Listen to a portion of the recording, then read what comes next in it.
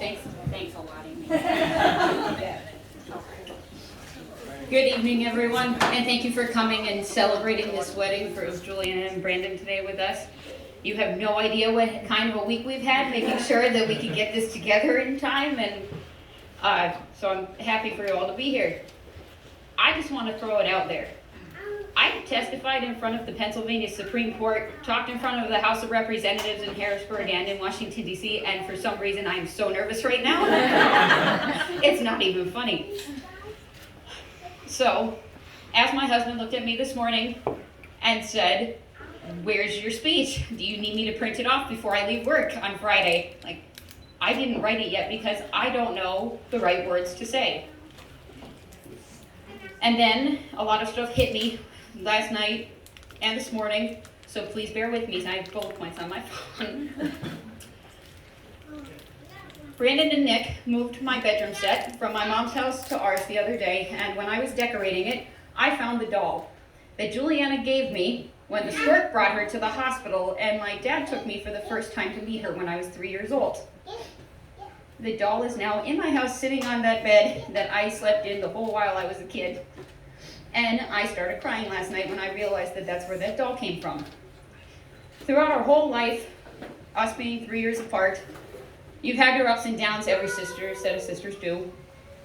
But, after we moved into my grandfather's house, I found a whole box of cards that Juliana would make me, telling me how proud she was of me and how great of a sister I was or anything like that. And I can't begin to tell you how proud I am of who you became today. From being partners on the soccer team as fullback and goalie, like just saying the best two soccer players Mid-Valley ever saw. Yes, I mean, that part's coming. And she still talked to me after the day that I didn't hear her telling me she got the ball and I punched her in the face and broke her nose at Dunmore High School. And then our soccer coach yelled at us that the same team is not supposed to be hitting and fighting with each other, as she turned around and tried to hit me back. But it was an accident, I swear. So, as fullback, my job was to have the goalie's back, and the goalie's job was to have my back. And through our whole life, I think that was the same thing.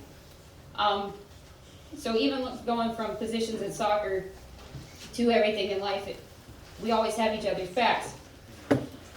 Just like how I had faith in her to give me the first haircut she ever gave to a real human being, and I came home with a bob cut from hair that was down to my butt, and her teacher walking over to me as I was going to cry saying, "Don't worry, honey, I'll fix it, you'll be good."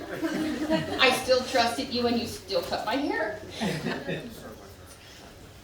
To trying to make sure everything's always perfect for her and getting the grand idea to take her on a bus trip to Cape Cod for her 16th birthday on a whale watching trip for work. And we were in the bus for 9 hours and she kept telling me she hated me. Then she got the flu and was throwing up in the hotel room, and we were stuck there for 4 days because we were on a bus trip. And then sick for 9 hours home from Massachusetts. But she forgave me. To the card that you gave me telling me that you understood I had to move away when I got my first job after college in Berks, and telling me how much you love me and calling me every day, telling me you missed me and you wished I would move home. And I did, because I missed you and Mom and Dad. Life may lead us in our ins and outs, but I've always got your back, and I know you have mine. And that could be really told at the Blue Moon Festival on Montage Mountain.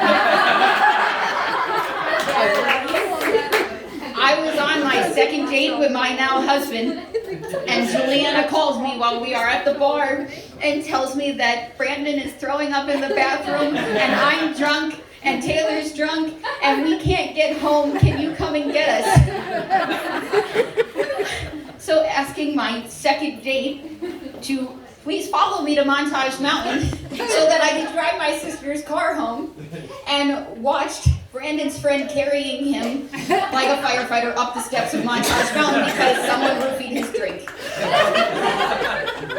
And then Taylor, I love you, but going down the mountain trying to wake Brandon up, going, I'm a nurse, I could do it. And like, Taylor, if he wakes up and throws up in this car, you're walking home from music.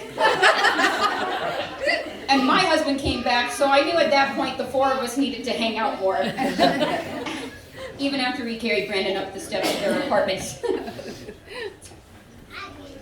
I won't lie, I was still skeptical and truly thought that no one was good enough for my little sister until I saw the way that Brandon looked at her when she was walking down the aisle today. And the heartfelt vows that I heard him read to her that he hardly even had to look at that paper to recite. And I just wrote this speech at my mom's table because I finally had the right words to say. At that moment, I knew that finally someone was good enough for my sister, especially the fact of that he didn't have a ponytail. No offense.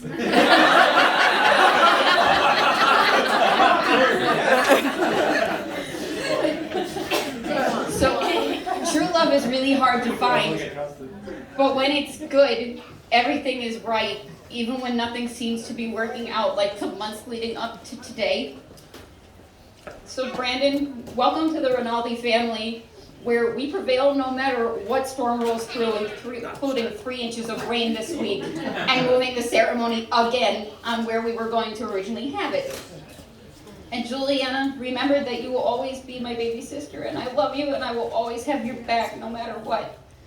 And gosh darn it, I promised you a beautiful ceremony, and I always deliver, even if there's a collapsing retaining wall, rain for a week, and $100 worth of grass seed that just started growing yesterday. And countless prayers to Baba and Poppy that it doesn't rain or snow today, because I don't know how I'd be able to take you for the years from now saying, you told me this yard was going to be ready. We did it. We're here, and everything was beautiful. I love you guys, and congratulations.